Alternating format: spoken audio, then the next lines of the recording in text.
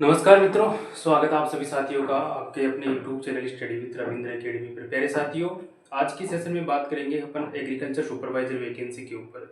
तो आप सभी साथी इस वीडियो के अंत तक बने रहिए साथियों, निश्चित रूप से आपको कुछ सीखने का समझने का मौका मिलेगा साथियों। तो साथियों, अपन बात कर लेते हैं कृषि पर्यवेक्षक भर्ती परीक्षा 2025। कृषि पर्यवेक्षक भर्ती परीक्षा 2025, इसके ऊपर अपन चर्चा करेंगे साथियों।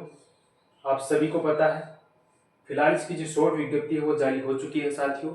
इसी के साथ इस आपको ये भी पता होगा कि इसकी एग्जाम डेट है वो पहले से फिक्स की हुई है, कितने पदों पर विज्ञप्ति जारी हुई है।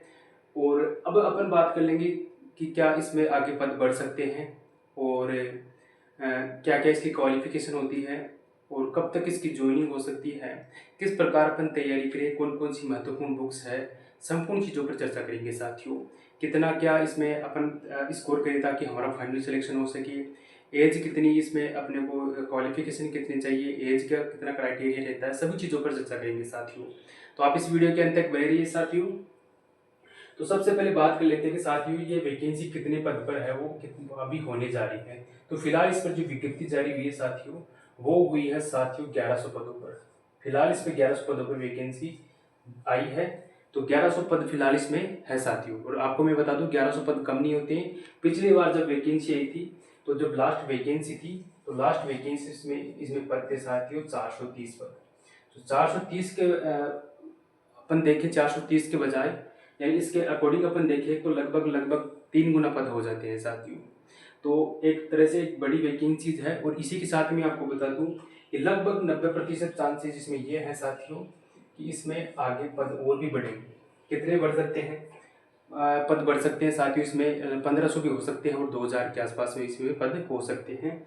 तो ये है साथियों कि इसमें पद बढ़ेंगे, 90% ये है कि इसमें पद बढ़ेंगे, पूरी इसमें चांसेज है साथियों। अब आपको ये भी पता है साथियों कि इसकी एग्जाम डेट कब है। आप सभी साथियों को इतना तो पता होगा कि इसकी एग्जाम डेट है वो पहले से फिक्स की हुई है। तो 2026 में इसकी एग्जाम डेट फिक्स की हुई है। तो जो इसकी एग्जाम होनी है साथियों वो है, इसकी एग्जाम डेट है वो आपको पता है कब की दी हुई है। एग्जाम डेट इसकी दी हुई है साथियों 8 मार्च। एग्जाम डेट है इसकी 8 मार्च, एग्जाम डेट है 8 मार्च 2026। 8 मार्च 2026 एग्जाम होना है साथियों। तो लगभग आपके पास 7 महीने का समय बच रहा है साथियों। तो इन समय में आपको तैयारी कैसी करनी है उन चीज़ों पर चर्चा कर लेते हैं साथियों। तो सबसे पहले साथियों, आप अपने सिलेबस का सबसे पहला काम आपको करना है, अपने सिलेबस का प्रिंट निकलवाइए साथियों। अपने सिलेबस का पहला काम ये है कि अपने सिलेबस का आप अपने सिलेबस का प्रिंट निकलवाइए। प्रिंट निकलवाइए जहाँ भी आपकी सुविधा हो, आपको ई मित्र से, जहाँ भी आप ई मित्र से आप सबसे पहले अपना सिलेबस निकलवाइए, उस सिलेबस का प्रिंट निकलवाइए और उस प्रिंट किए हुए सिलेबस में आप अच्छे से एक एक टॉपिक को पढ़िए कि आपके सिलेबस में क्या क्या सब्जेक्ट दिए हुए हैं। सिलेबस निकलाओगे, आपको पता है उसमें 3 सब्जेक्ट है अपने, एग्रीकल्चर का पोर्शन है, राजस्थान जीके का पोर्शन है और इसके अलावा हिंदी है। तो ये 3 सब्जेक्ट आपके चलते हैं। तो इसमें सबसे पहले प्रिंट किया हुआ सिलेबस आप निकलाइए। उसके बाद में आप जो पुराने प्रश्न पत्र हैं उनका अध्ययन कीजिए, यानी जो PYQ है, पुराने प्रश्न पत्रों का एनालिसिस कीजिए। पुराने प्रश्न पत्रों का एनालिसिस कीजिए। तो पुराने प्रश्न पत्रों का एनालिसिस कीजिए, समझिए कि जो प्रश्न है वो किस लेवल के आते हैं, किस डेप्थ तक राजस्थान जीके के क्वेश्चन पूछे जाते हैं, राजस्थान जीके में है वो क्वेश्चन हमारे को किस प्रकार हमारे एग्जाम में देखने को मिलते हैं। इसके अलावा हिंदी है वो किस प्रकार आती है, 15 क्वेश्चन है वो हिंदी के, वो किस प्रकार उसमें क्वेश्चन पूछे जाते हैं। इन चीज़ों का आपको, इन सब चीज़ों की जानकारी होगी आपको पुराने प्रश्न पत्रों से। तो आप जो भी साथी तैयारी कर रहे हैं पुराने प्रश्न पत्रों का अच्छे से एनालिसिस कीजिए। उसके बाद में तीसरा जो महत्वपूर्ण बिंदु है साथियों कि पाठ्यक्रम को पढ़ने के लिए पाठ्यक्रम सामग्री, यानी आपको कहाँ से पढ़ना है ये आप डिसाइड कीजिए।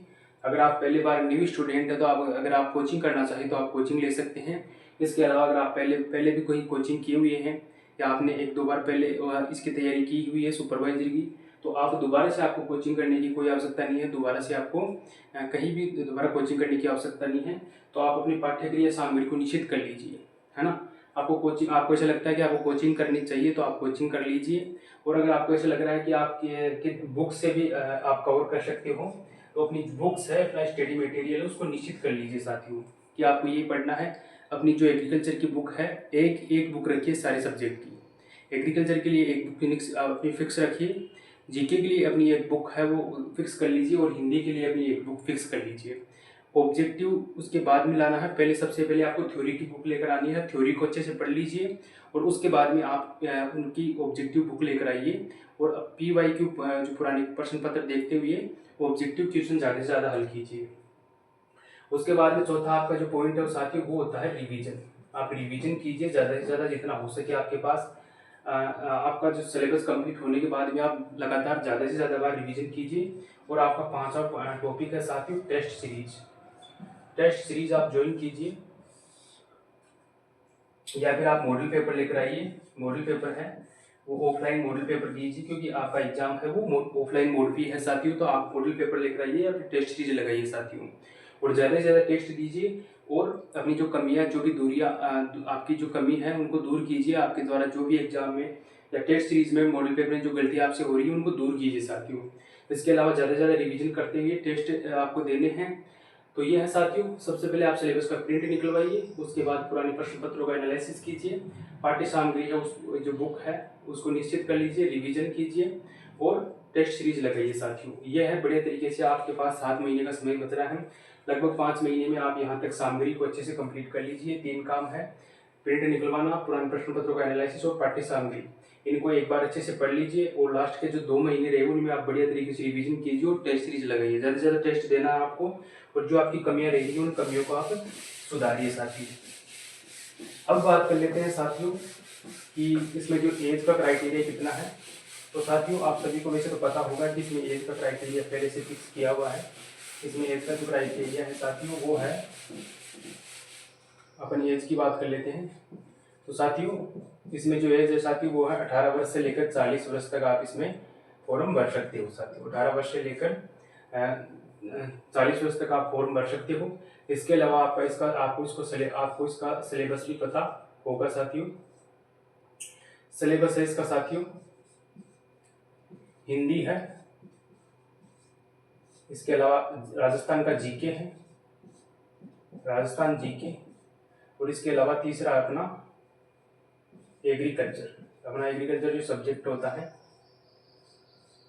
वो है। हिंदी के आपके कितने क्वेश्चन आएंगे, तो हिंदी के 15 क्वेश्चन आपके पूछे जाएंगे साथियों। एग्जाम में 15 क्वेश्चन आएंगे हिंदी के। राजस्थान जीके के 25 क्वेश्चन पूछे जाएंगे साथियों, और इसके अलावा साथियों एग्रीकल्चर के आपके 60 क्वेश्चन है वो पूछे जाएंगे।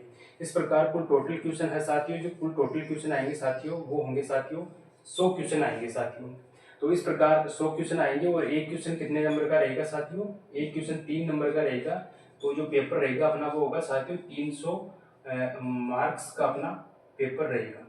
300 मार्क्स का अपना पेपर रहेगा साथियों। तो इन 300 मार्क्स में अपनी कट ऑफ जारी होती है। इनमें से 300 मार्क्स में कट ऑफ मैंने आपको डाल रखी है इस चैनल पे कि कितनी कट ऑफ जा सकती है। पिछली वैकेंसी की कट ऑफ भी मैंने इस चैनल पर डाल रखी है, तो आप जाकर वो वीडियो देख सकते हैं। पिछली कट ऑफ का वीडियो मैंने यहाँ पर डाल रखा है साथियों। इसके अलावा कौन सी बुक आपको पढ़नी चाहिए इसका वीडियो भी मैंने इस चैनल पर डाल रखा है। आप जाके इस चैनल पर देखिए कि कौन कौन सी बुक है वो महत्वपूर्ण है। सारे सब्जेक्ट की हिंदी की बता रखी है, जीके की बता रखी है, और एग्रीकल्चर की बता रखी है। तीनों सब्जेक्ट के लिए अलग अलग बुक बता रखी है। तो आप इस जाकर इस चैनल के मैं अपना वीडियो देख सकते हो। और इसके अलावा साथियों अपन बात कर लेते हैं कि अब जो फिलहाल इसकी जो सैलरी मिलती है साथियों वो ये तो सबसे पहले बात कर लेते हैं कि जब प्रोबेशन होता है तो प्रोबेशन में इसकी सैलरी होती है। प्रोबेशन काल में इसकी सैलरी होती है साथियों 14,600 रुपये। 14,600 रुपये आपको प्रोबेशन में मिलते हैं। और जब आपका प्रोबेशन कंप्लीट हो जाता है, प्रोबेशन के बाद आपको सैलरी मिलती है साथियों लगभग 33,000 से 34,000। 33 के से 34 के, यानी 33,000 से 34,000 फिलहाल 7वें वेतन आयोग के अनुसार आपको ये सैलरी मिलती है। प्रोबेशन में 14,600 रुपये, और प्रोबेशन के बाद 33 से लेकर 34,000 रुपये आपको बाई हैंड मिल जाते हैं साथियों। अब जब 8वां वेतन लग जाएगा, 8वें वेतन के बाद 8वें वेतन के बाद आपकी सैलरी हो जाएगी लगभग साथियों 2 साल के बाद। जब आपका कंप्लीट हो जाएगा प्रोबेशन, उसके बाद आपके अकाउंट में 50,000 रुपये आएंगे साथियों। 50,000 रुपये सैलरी हो जाएगी 8वें वेतनमान के बाद। तो ये है, जब 8वां वेतन लगेगा तो उसमें फिटमेंट फैक्टर के हिसाब से लगेगी। तो मिनिमम आप मान के चलिए कि 45 से लेकर 50,000 रुपये आपकी सैलरी होनी है साथियों।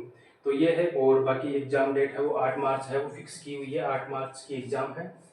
तो आप बड़े तरीके से तैयारी करते रहिए। आपको इस चैनल के द्वारा टाइम टाइम पे ऐसे वीडियो मिलती रहेंगी। आप लगातार इस चैनल से जुड़े रहिए, निश्चित रूप से आपको फायदा होगा साथियों। किस प्रकार तैयारी करनी है, कौन कौन सी चीज़ों का आगे और भी ध्यान रखना है, टेस्ट कौन से लगाने, कौन से मॉडल पेपर आपको लाने चाहिए, कौन सी कोचिंग के हैं वो टेस्ट सीरीज अच्छी रहती है, इन चीज़ों पर भी अपन चर्चा करेंगे बाद में। फिलहाल आप अच्छे तरीके से आप अपना सिलेबस है वो कंप्लीट कर लीजिए साथियों। एक बार अच्छे से कंप्लीट करके उसके बाद में रिवीजन कीजिए और ज़्यादा से ज़्यादा टेस्ट कीजिए साथियों। तो ये है साथियों, 8 मार्च का आपका एग्जाम है और अभी टाइम भी अच्छा खासा बच रहा है। बड़े तरीके से मेहनत कीजिए, निश्चित रूप से आपका चयन हो पाएगा साथियों। मिलते हैं साथियों नेक्स्ट सेशन में। अगर वीडियो आपको अच्छा लग रहा है तो वीडियो को लाइक कीजिए, शेयर कीजिए अपने दोस्तों के साथ और चैनल को सब्सक्राइब कीजिए साथियों। मिलते हैं साथियों नेक्स्ट सेशन में, तब तक के लिए टाटा बाय बाय साथियों, जय हिंद साथियों।